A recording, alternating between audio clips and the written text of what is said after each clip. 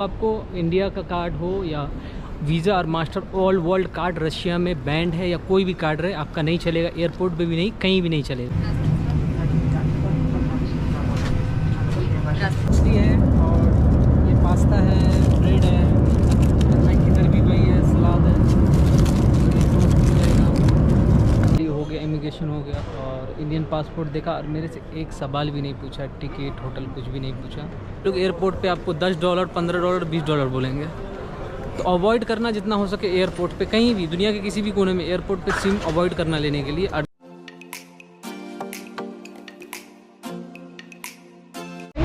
Good evening guys, स्वागत है आपका एक न्यू एपिसोड में। मैं हूँ ट्रैवलिंग हिंदी और ये मॉस्को की शाम है और मैं बाया रसिया से मैं जा रहा हूँ ईरान, बाया मॉस्को एयरपोर्ट टू तेहरान।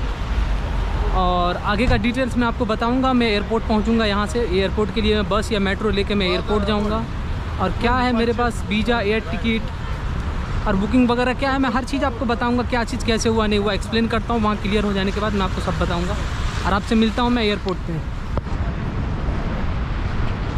तो फाइनली आप पहुँचा हूँ मैं एयरपोर्ट और जाता हूँ अंदर, फिर आपको बताता हूँ क्या है क्या नहीं है। बाकी आज ये है कि यहाँ बारिश हो रही है।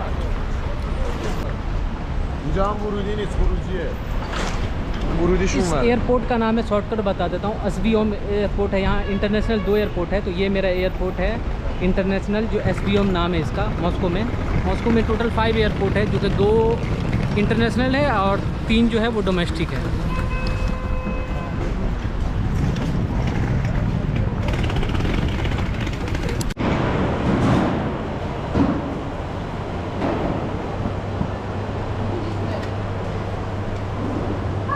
तो फाइनली सिक्योरिटी चेकिंग करने के बाद आ चुका हूँ मैं अंदर और यहाँ से जाऊँगा मैं, जो एयरलाइंस का काउंटर रहता है तो वहाँ जाऊँगा, फिर वहाँ से अपने को बोर्डिंग पास मिलेगा, फिर क्या होता है नहीं होता मैं आपको सब कुछ बताता हूँ।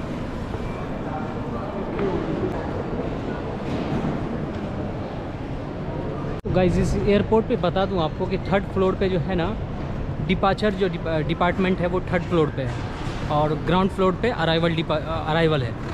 तो ये रहा डिपार्चर। जितना चेक इन काउंटर मिल जाएगा आपको सब 3rd फ्लोर पे मिल जाएगा। और ये मॉस्को का और रशिया का भी सबसे बड़ा एयरपोर्ट है, इंटरनेशनल एयरपोर्ट।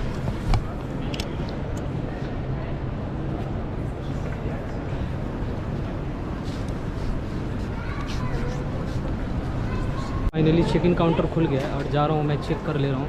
यहाँ बहुत सारा काउंटर है, लास्ट आपको 400 लगभग 22 तक दिख जाएगा, जो कि मेरा काउंटर नंबर है 403 और 404 और ये है काउंटर नंबर, देख सकते हो आप।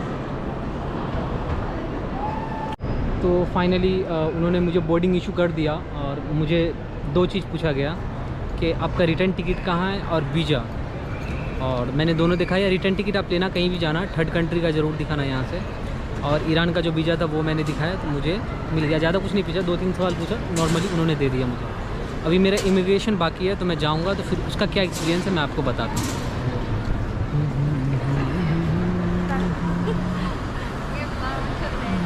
तो गाइस फाइनली इन लोगों ने मेरा इमिग्रेशन क्लियर कर दिया और बहुत सारे सवाल पूछ रहे थे, इतना भी नहीं पूछ रहे थे लेकिन जो बेसिक रहता है वो सब पूछ रहे थे मुझसे, तो मैंने सब कुछ दिया।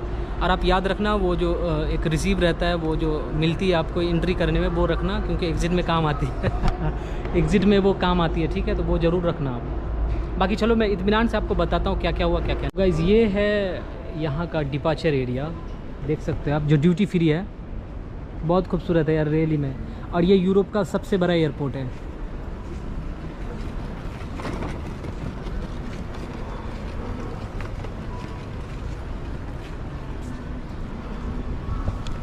एक चीज़ बता दूं आपको, इंडिया का कार्ड हो या वीज़ा और master all world card Russia में बैंड है या कोई भी कार्ड रहे आपका नहीं चलेगा, एयरपोर्ट पे भी नहीं, कहीं भी नहीं चलेगा, तो इस चीज़ का आप ख्याल रखना।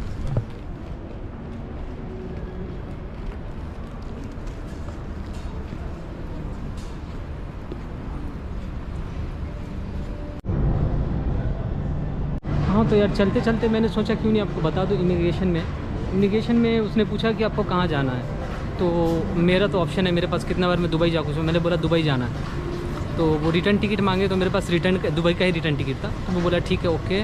बाकी वही वीज़ा को सही से देख रहे थे और उससे ज़्यादा कुछ नहीं। उसको इंग्लिश आ नहीं रहा था, 2-4 सवाल पूछा, मैंने बोल दिया।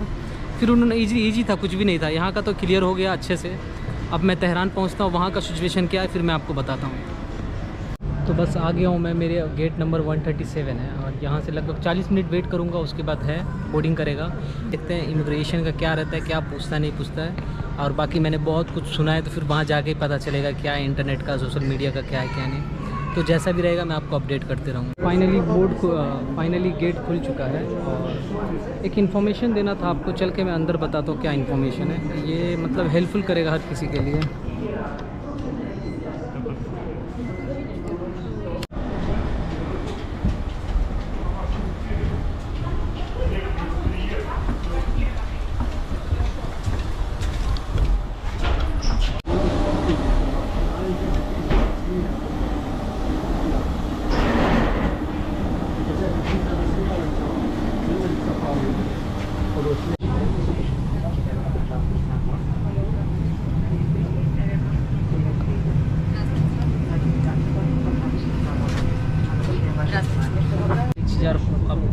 एक चीज़ आपको बता दूं मैं कि जब भी मैं ट्रैवलिंग करता हूँ इंटरनेशनली या डोमेस्टिक भी, तो पता नहीं मेरा लक कैसा रहता, मुझे हमेशा विंडो सीट ही मिलता है। तो अभी मेरे पास विंडो सीट है।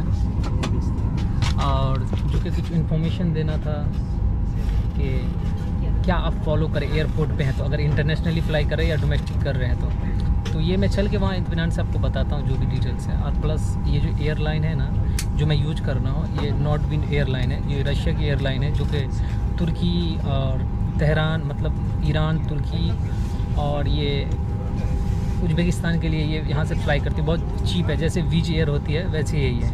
तो ये है वो एयरलाइंस, आप देख सकते हो। और बाकी मैं तेहरान पहुँच के आपको पूरा डिटेल्स बताता हूँ कि क्या फ़ॉलो करना है क्या नहीं करना है।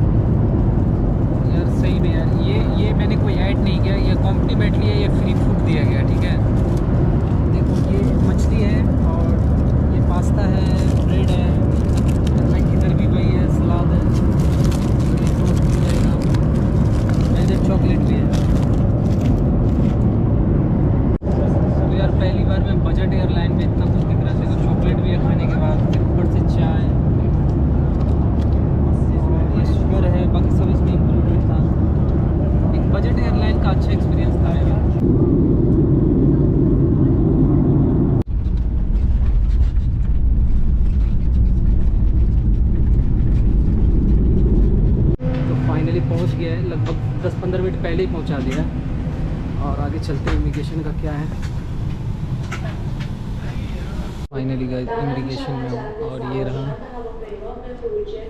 एक्चुअली ईरान का भी मॉल पता नहीं तो मैं कुछ ज़्यादा शूट नहीं कर सकता हूँ।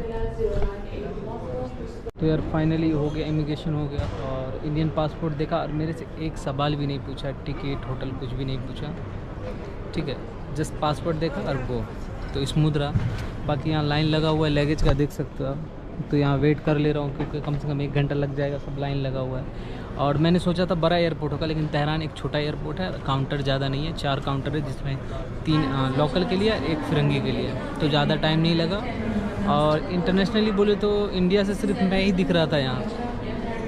और बात रही दूसरा, मैं इन्फॉर्मेशन देने वाला था। देखो, अगर कोई भी इंटरनेशनली या डोमेस्टिक आ रहे हो ना, तो कभी भी याद रखना जो गेट जो रहता है ना, गेट नंबर, वो फ़्लाइट का अक्सर चेंज हो जाता है, 50-50 चेंज होता ही रहता है। तो इस चीज़ का ख्याल रखना। खास करके इंटरनेशनली उड़ रहे हो और दूसरी कंट्री में हो, तो अपनी कंट्री में कैंसिल हो गया तो घर जा सकते हो। दूसरी कंट्री में क्या रहता है, वीज़ा का इशू रहता है। तो अगर आपका लास्ट डे वीज़ा का तो फिर प्रॉब्लम हो जाएगा। तो इस चीज़ का ख्याल रखना।